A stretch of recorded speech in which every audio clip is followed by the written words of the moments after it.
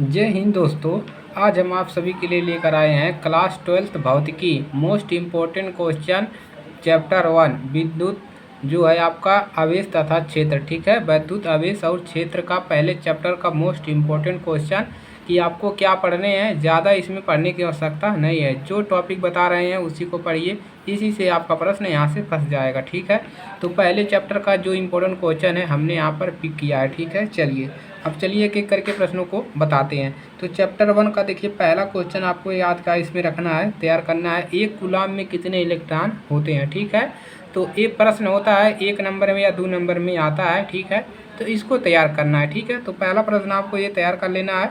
Objective में भी ये प्रश्न आपके पूछे जाते हैं। ठीक है, दूसरा है आपका गॉस का परिमेय। ठीक है, इम्पोर्टेंट है, ये समझ लीजिए मोस्ट इम्पोर्टेंट है, मोस्ट इम्पोर्टेंट है ये प्रश्न। और ये प्रश्न आपका 3 नंबर में भी आता है, शॉर्ट में पूछता है गॉस परिमेय बताइए।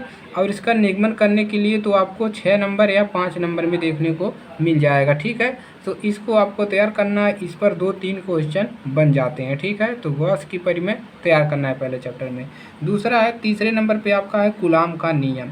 तो कूलाम का नियम भी शॉर्ट में भी पूछता है और इसका निगमन में पूछता है।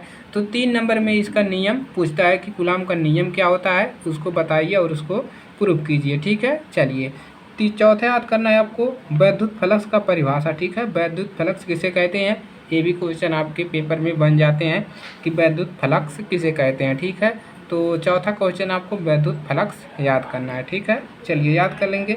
पांचवा क्वेश्चन आप याद करेंगे वैद्युत द्विध्रुव तथा वैद्युत द्विध्रुव आघूर्ण।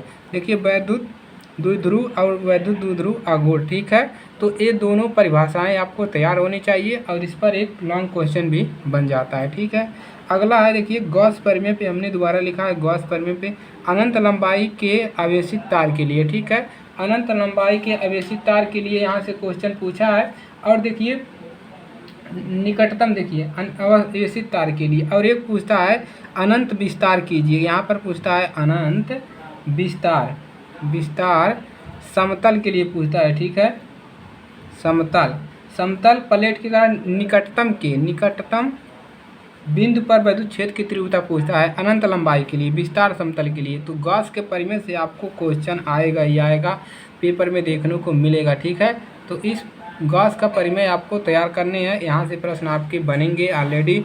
तो ये आपके जो है चैप्टर 1 के इतने इम्पोर्टेंट क्वेश्चन है, आप इसको तैयार कर सकते हैं और अपनी तैयारी शुरू कर सकते हैं। ठीक है, तो इन सभी पे अपना कमांड बनाइए, ज़्यादातर प्रश्न आपके यहीं से पूछे जाएंगे। ठीक है, चैप्टर 1 में इतने प्रश्न हैं, आपका 1 2 3 चैप्टर यानी कि जो हैं सभी यहाँ से प्रश्न ज़्यादा बनते हैं। ठीक है, तो इसमें से 3-4 क्वेश्चन तो आपको देखने को मिल ही जाएगा। ठीक है, चलिए तो आज के लिए सिर्फ इतना ही, मिलेंगे नेक्स्ट क्लास में, तब तक के लिए जय हिंद जय भारत।